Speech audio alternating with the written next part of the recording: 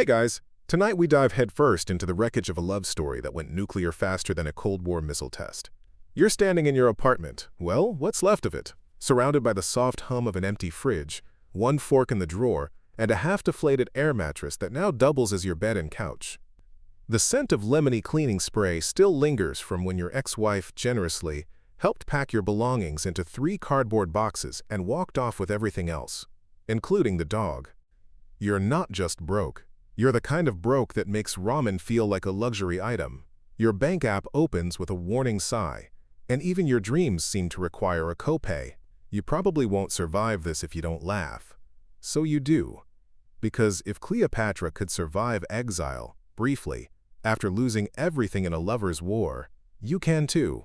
So before you get comfortable, take a moment to like the video and subscribe, but only if you genuinely enjoy what I do here. And tell me, where are you watching from? And what time is it there? Now, dim the lights. Maybe turn on a fan for that soft background hum, and let's ease into tonight's journey together. You trudge through your new reality, where revenge fantasies and freezer burritos share equal space in your brain. Legally, the divorce is final, but emotionally, you're still duking it out with ghosts. Your ex didn't just take half. She took the confidence, the comfort, the certainty. Kinda like the Mongols taking Baghdad in 1258, except more passive-aggressive and with scented candles. You try to keep a journal but mostly end up doodling medieval-style dragons biting each other's tails. Historians still argue whether heartbreak is more financially devastating than warfare, but your wallet's already voting. You wake up on your air mattress, spine complaining like an old sea captain forecasting a storm, and start the day by brushing your teeth with baking soda. Because even toothpaste now feels like a luxury. Breakfast? A can of beans cold from the tin, eaten with the one fork that survived the Great Divorce Exodus. It's gourmet in a 1950s nuclear bunker test kitchen kind of way. You're officially couch surfing now. Your buddy Dan offers you his lumpy love seat in exchange for help with yard work, which mostly consists of him supervising while you do all the work. You don't mind. It's either this or sleep in your car, which smells suspiciously like expired drive-through pickles. You start picking up odd jobs, painting fences, assembling IKEA furniture, even dressing up as a pirate for a kid's birthday party. You begin to understand how the ancient Spartans survived on nothing but gruel and pride. A little part of you even admires them, though you're not ready to trade your bean stash for boiled wheat just yet. One night, you collapse into Dan's broken recliner and binge-watch documentaries about the fall of empires. There's something soothing about knowing that even Rome, with its roads and glory and aqueducts, eventually tripped over its own arrogance and crumbled into chaos. Makes your personal implosion seem almost on trend. Your ex posts beach selfies on Instagram, all champagne smiles and hashtagged healing. Meanwhile, you're wondering if you can sell plasma twice in 1 week. Historians still argue whether rock bottom is a flat place or a trampoline. You hope for the latter. But despite everything, there's still a flicker of something stubborn inside you. Hope, spite, or maybe just caffeine withdrawal. Either way, it's about to change everything. You're standing in line at the corner gas station, clutching your last $10 bill like it's a sacred scroll. You came in for instant noodles and a bottle of generic soda, but then your eyes drift to the lottery ticket display, the bright colors, the glittery fonts, the promise of something more. You scoff. What are the odds? About the same as surviving a medieval tooth extraction, probably. But something about your mood, the beans, the back pain, the beach photos, makes you reach for a scratch-off ticket instead. You pick the one with a golden phoenix on the front. Fitting.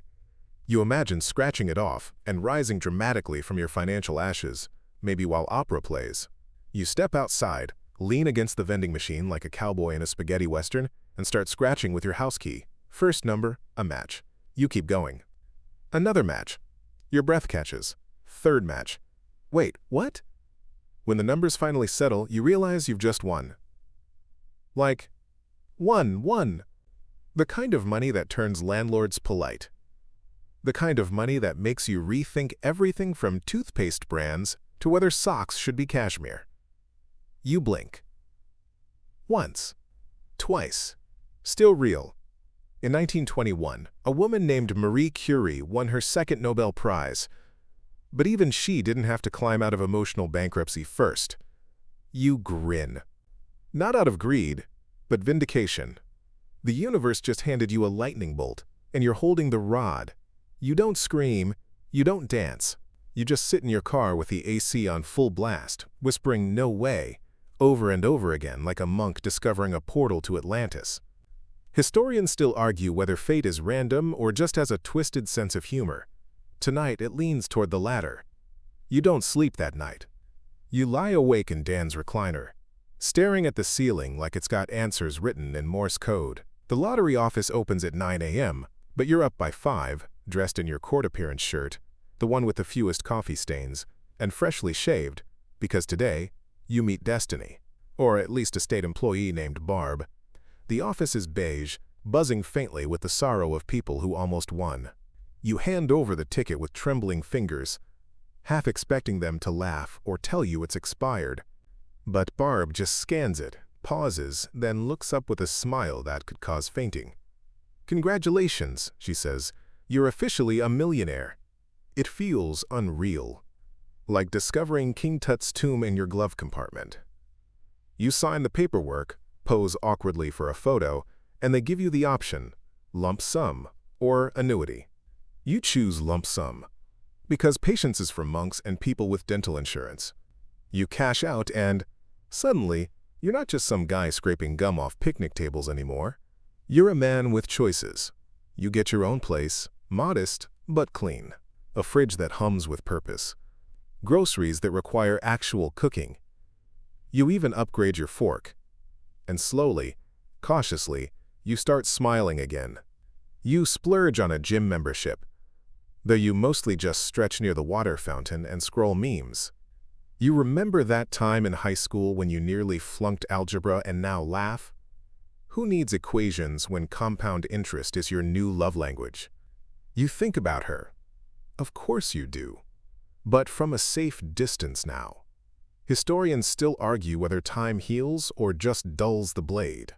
But with a bank account that doesn't make you weep, you're finally breathing again. It starts with a DM, just a casual "hey smiley face," at 11:47 p.m., the universal hour of regrets and mischief. You stare at it like it's a cursed scroll, wondering if opening it will unleash emotional locusts. But curiosity wins, as it always does. You tap. It's her, your ex-wife. The woman who once told the judge you were financially irresponsible and emotionally stunted. Now suddenly just checking in. You can almost hear the syrup in her voice through the pixels. You don't respond. Not yet. You scroll her profile. Gone are the beach selfies and faux spiritual quotes. Her latest photo is a blurry salad and a cryptic caption about new beginnings. Historians still argue whether that means she's out of money or out of options. Over the next few days, she ramps up. A second message. "I heard the news, so happy for you." A third. "I miss talking to you. We had good times, right?" You read each one while eating luxury cheese and sipping mineral water from an actual glass. Finally, she sends a voice memo. Her tone is soft, even shaky. "I was wrong. I see that now. Maybe we could talk sometime." It's surreal.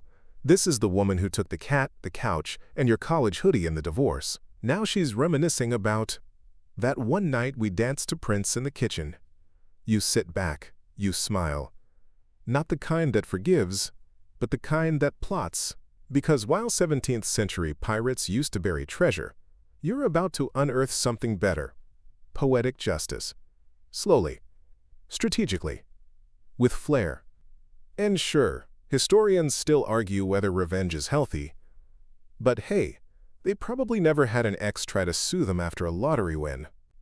It doesn't take long before her true motive surfaces, like a bloated fish in the moat of your patience. You're sipping overpriced matcha when the letter arrives. Crisp envelope, thick paper, legal letterhead, a lawsuit. She's suing you for half of the lottery winnings. Half. As if she'd been rubbing lucky pennies on your behalf from the shadows. Her claim? Community property. She insists the ticket was purchased with marital funds. You almost choke on your biscotti. The same marital funds she drained when she emptied the joint savings to buy a yoga retreat and matching his and hers paddleboards. With him?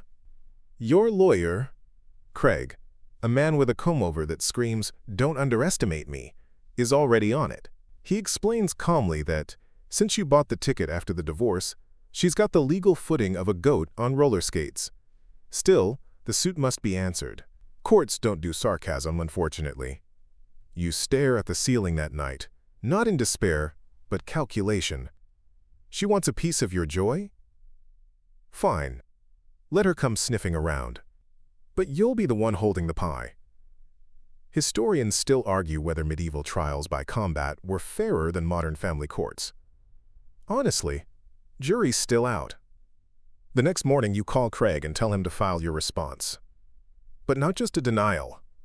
You want a counterclaim, defamation, emotional distress, the works.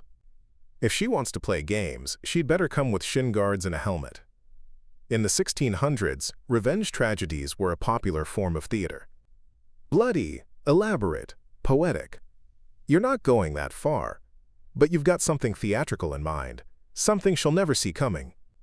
And somewhere, the ghost of Marie Antoinette is probably whispering, "Let her eat consequences." The plan begins with a dinner invitation. You message her back, all lowercase charm. Maybe we should catch up, talk things out. No emojis, just enough ambiguity to stir hope. Like a siren song played on a Bluetooth speaker. She replies in seconds. Yes, when? 3 exclamation marks. Classic overcompensation. You tell her next Friday. Quiet restaurant. Somewhere with dim lighting and overpriced cocktails. The kind where they infuse the gin with rosemary and unresolved trauma. In the days leading up, you prepare. Not just emotionally, but theatrically. You rent a sleek suit. Not flashy, just enough to say, "I'm doing great, thanks for asking." You brief Craig, who agrees to stay on standby. You even rehearse your expressions in the mirror. Pleasant surprise, mild confusion, polite concern. Historians still argue whether Machiavelli meant for his advice to be used so literally. But here you are, smiling with all your teeth while plotting a social chess match. Friday night arrives. She shows up in something that probably cost a third of your old rent, hair curled like she's in a shampoo commercial. She leans in for a hug. You offer a handshake. "Wow," she says, looking you up and down. "You look amazing." You nod. Money agrees with me. You order drinks. She starts in with her soft-voiced apology monologue. "I was confused. I didn't know what I wanted. We were both hurting." It's almost Oscar-worthy. Almost. Then comes the pivot. "I've been thinking," she says, swirling her glass. "Maybe we rushed into divorce. Maybe we should try again." You raise an eyebrow, just as planned, because you're not here for reconciliation. You're here for receipts, and tonight, you're laying the trap one candlelit step at a time. You ease back in your chair, nodding slowly like a philosopher on a wine buzz. "Trying again, that's a big thought," you murmur. The kind of vague response that leaves room for her to dig herself deeper, and she does. Oh, how she digs. She leans forward, her hand brushing yours. "I still think about us, about the good times. I made mistakes, sure. But we had something, didn't we?" You give her a soft half-smile, careful not to blink too much. "You mean before or after you drained my savings account for couples hot yoga with Brad?" She winces but recovers fast. "That was a phase. I was lost. But I've grown. I go to therapy now." You nod slowly, tapping your fingers on the table. "So you're saying you'd want another shot, even if I hadn't won anything?" There it is. A pause. Half a heartbeat. She covers it with a laugh, but it's brittle. "Of course, money isn't everything." Quirky fact for the night? Ancient Romans believed money had a spirit, genius pecuniae, and worshipped it in private shrines. Somewhere, a toga-clad ancestor is laughing at this moment. You excuse yourself to the restroom, but you don't go far. Instead, you discreetly hand your waiter a small envelope, a prepaid card, and a tip. Inside the envelope is a receipt from earlier in the night, her own words, neatly printed from a hidden voice recorder. Back at the table, you wrap the night with a promise. "Let's talk again soon." She beams, unaware. Meanwhile, Craig is already prepping for court, and now you've got her on record admitting her return wasn't about love. It was about the lottery. Historians still argue whether Cleopatra's beauty or cunning was her deadliest weapon. You're betting on cunning. The courtroom smells like floor polish and ancient tension. You sit beside Craig, who's reviewing your folder like it contains state secrets. Across the aisle, she's perched next to her own lawyer, a guy with flashy cufflinks and the empty confidence of someone who drinks kale smoothies and believes in astrology-based investment advice. She doesn't look at you. Not once. But her posture screams smug, as if she's already picked out her half of the money in throw pillows and backyard koi ponds. The judge, a sharp-eyed woman who probably reads legal thrillers for fun, calls everyone to order. Her voice could cut steak. Let the games begin. Her lawyer opens with the sob story, a marriage of love, fractured by confusion, but still rooted in shared effort. The lottery ticket, he intones, was purchased with funds traceable to marital assets. He cites obscure case law and tosses in phrases like implied entitlement. Craig stands, calm as a monk. "Your Honor," he begins, "not only was the ticket purchased well after the dissolution of marriage, but we have clear evidence the plaintiff's recent interest in reconciliation was disingenuous." You almost feel bad. Almost. Then Craig hits play. The audio clip crackles to life. Her voice, sweet as artificial honey, saying, "Of course, money isn't everything," followed by that little pause. Then the kicker. "I've thought a lot about the lottery. It's a fresh start. For both of us." She blinks. Her lawyer blinks. The judge doesn't blink. Fun fact. In 14th century France, a noblewoman once faked her own death to escape a greedy husband and still lost the estate. Justice isn't always blind. But it can be ironic. Historians still argue whether justice is more about truth or theater. Today, you're betting on both. The judge leans back, folding her hands. "I've reviewed the evidence, including the recorded statements. It appears this suit is more opportunistic than legitimate." Your ex-wife's face tightens, the confidence draining faster than a bad coffee drip. Furthermore, the judge continues, the timing of the claim raises questions about intent and good faith. You let that sink in, like the last warm sip of chamomile tea before bedtime. She'll get nothing. The courtroom empties, and you feel the weight lift. Craig claps you on the back, a bit too hard, and you laugh, shaky but victorious. Outside, the evening sun casts long shadows. You walk away lighter than you've felt in months, the past unraveling behind you. Remember the ancient Egyptians used crocodile dung as sunscreen? Weirdly effective, historians say, but definitely not pleasant. Life's a bit like that. Sometimes uncomfortable, sometimes surprising, but always worth it if you get the formula right. You text your friends a one-word message, free. The final twist? You donate half your winnings to a local charity that helps divorced people rebuild their lives. Because you're better than bitter. And deep down, you know some stories don't end with revenge, but with growth. Now, dim the lights, maybe turn on a fan for that soft background hum, and let's ease into tonight's journey together.